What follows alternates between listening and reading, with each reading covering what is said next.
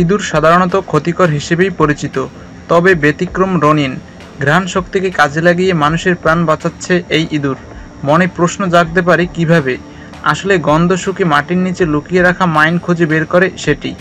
এই কাজ করে ইতিমধ্যে গিনেস ওয়ার্ল্ড রেকর্ডসের খাতায় নামও লিখেছেন রনিন। গিনেস ওয়ার্ল্ড রেকর্ডসের দেওয়া তথ্য অনুযায়ী ইঁদুর হিসেবে সবচেয়ে বেশি স্থলম্যান খুঁজে বের করে বিশ্ব রেকর্ড করেছে রনিন।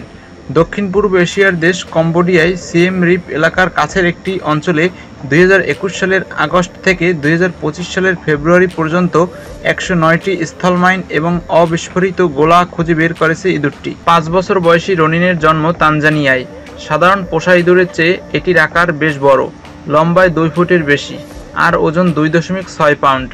এসব তথ্য জানিয়েছে বেলজিয়াম ভিত্তিক প্রতিষ্ঠান এপিওপিও। বিভিন্ন প্রাণীকে প্রশিক্ষণ দিয়ে থাকে তারা। 100টির বেশি ইঁদুরকে বিস্ফোরণ খুঁজে বের করার প্রশিক্ষণ দিয়েছে প্রতিষ্ঠানটি। রনিন সেগুলোর একটি। এপিওপিওর দেওয়া তথ্য অনুযায়ী তাদের প্রশিক্ষণ দেওয়া ইঁদুরগুলো মাত্র 30 মিনিটে একটি টেনিস কোর্টের আয়তনের সমান এলাকায় স্থলমাইন খুঁজে বের করতে পারে। একই কাজ করতে মেটাল ডিটেক্টরের 4 দিন পর্যন্ত সময় লাগতে পারে। রনিনের আগে সবচেয়ে বেশি স্থলমাইন খুঁজে বের করার রেকর্ড ছিল আগাওয়া নামের আরেকটি ইঁদুরের। ওই ইঁদুরকেও প্রশিক্ষণ দিয়েছিল এপিওপিও।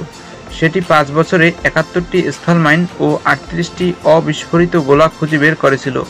2022 সালের জানুয়ারিতে ইঁদুরটির স্বাভাবিক মৃত্যু হয়। রনিন যে এলাকায় স্থলমাইন খুঁজে বের করে সেটি কম্বোডিয়ার প্রায়াহ বিহার প্রদেশে অবস্থিত। বিংশ শতকে কয়েক দশক ধরে চলা সংঘাতের পর এখনও প্রদেশটির মাটির নিচে বিশ্বের সবচেয়ে বেশি স্থলমাইন রয়ে গেছে। এছাড়া ভিয়েতনাম যুদ্ধের সময় এই অঞ্চলে ব্যাপক গোলাবর্ষণ করেছিল যুক্তরাষ্ট্র।